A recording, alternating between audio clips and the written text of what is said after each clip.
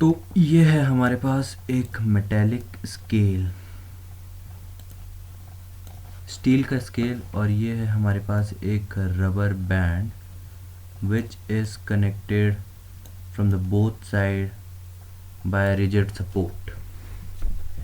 तो अगर हम इन दोनों को स्ट्रेच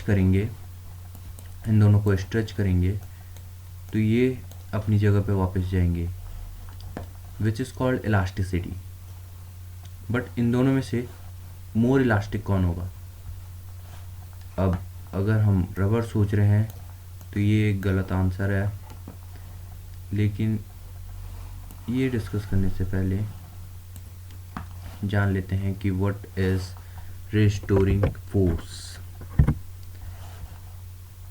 रिस्टोरिंग फोर्स एक ऐसा फोर्स है जो कि वर्क करता है किसी भी स्ट्रेचड या डिस्प्लेस्ड ऑब्जेक्ट पे। अगर कोई भी ऑब्जेक्ट अपनी एक पार्ट से रिजिड बॉडी से कनेक्टेड है और अगर उसे डिस्प्लेस किया जाए और फिर अगर उस पर कोई फोर्स एक्ट करता है, यह है इसकी डिस्प्लेस्ड पोजीशन, और उस पर फोर्स एक्ट करता है जो कि उसे उसकी ओरिजिनल प्लेस पे ले जाने के लिए एक्ट करे, उसे कहते हैं रिस्टोरिंग फोर्स। स्ट्रेस क्या होता है?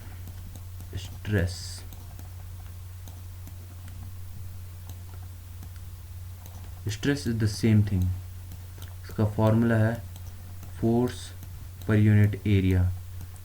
जितना फोर्स लगता है किसी भी डिस्प्लेस्ड ऑब्जेक्ट में, डिस्प्लेस्ड यानी कि डिफॉर्म्ड ऑब्जेक्ट पे, जो कि अपनी ओरिजिनल प्लेस से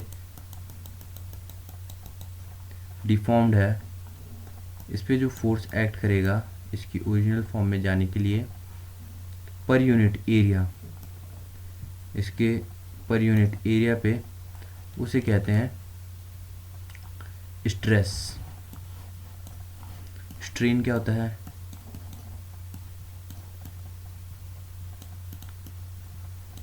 स्ट्रेन होता है, ये कोई स्प्रिंग है ऑफ एनी लेंथ, इसकी ये लेंथ है L, और अगर हम इसे स्ट्रेच करें और इसकी स्ट्रेच करने के बाद लेंथ इतनी हो जाती है, तो ये है delta L। Delta L means the length which is increased length है। डेल्टा मतलब होता है चेंज।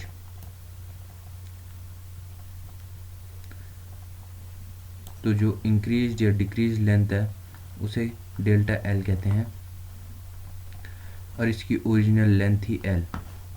तो स्ट्रेन कहते हैं, स्ट्रेन का फॉर्मूला होता है delta L upon L।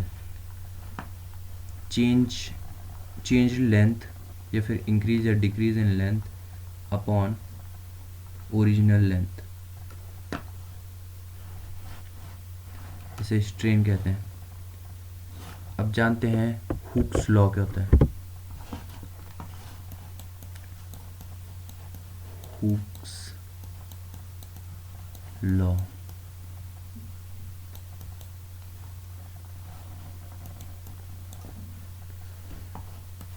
Hooke's law होता है stress upon strain upon strain.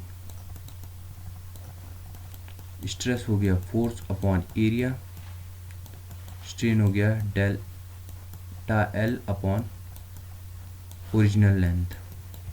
इसे हम इस फॉर्म में लिख सकते हैं force into length upon area into delta L।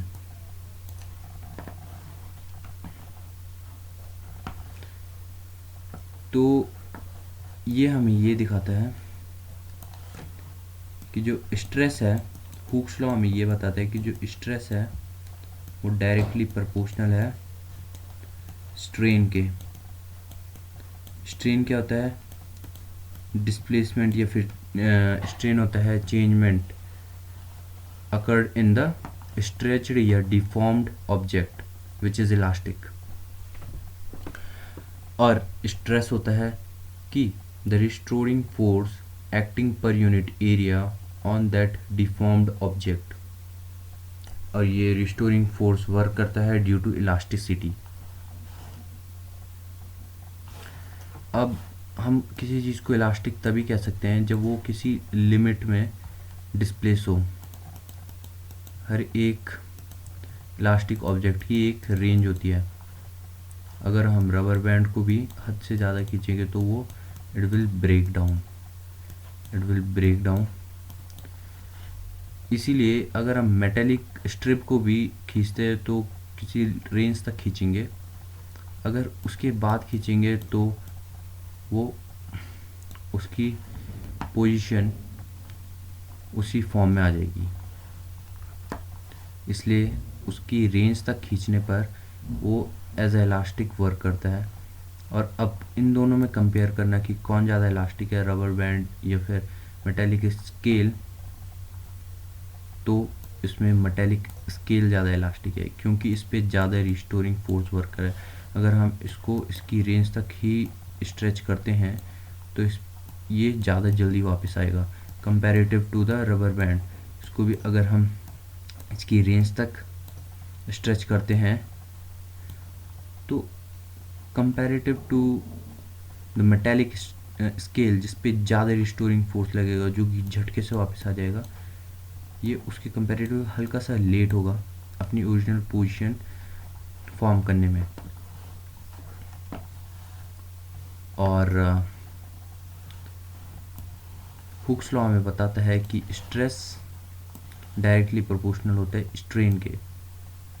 Strain मतलब चेंजमेंट इन या फिर डिफॉर्मेशन इन द ऑब्जेक्ट। तो जितना ज़्यादा डिफॉर्म होगा बट रेंज के अंदर अंदर उतना ज़्यादा उस पर स्ट्रेस लगेगा। अगर हम मेटेलिक स्ट्रिप को इतना करेंगे तो उसमें कम रिस्टोरिंग फोर्स लगेगा, बट अगर हम उसको इतना खींचेंगे तो उस पर ज़्यादा रिस्टोरिंग फोर्स लगेगा। मान लो इसकी रेंज यहाँ तक है, अगर हमने इसको इससे ज़्यादा कर दिया तो फिर ये इसी पोजीशन में रहेगा, इसी शेप में चेंज हो जाएगा।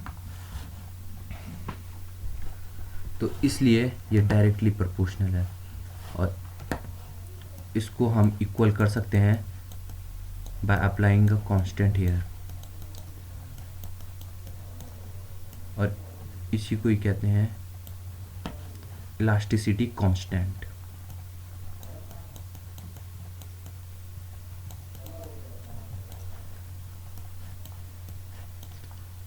बात करते हैं स्ट्रेस कितने टाइप्स का हो सकता है। स्ट्रेस 3 टाइप्स का होता है। लॉन्गिट्यूडनल, कोई स्प्रिंग अगर लंबाई में खींच रही है तो उस पर कितना स्ट्रेस लगता है उसे कहते हैं लॉन्गिट्यूडनल स्ट्रेस।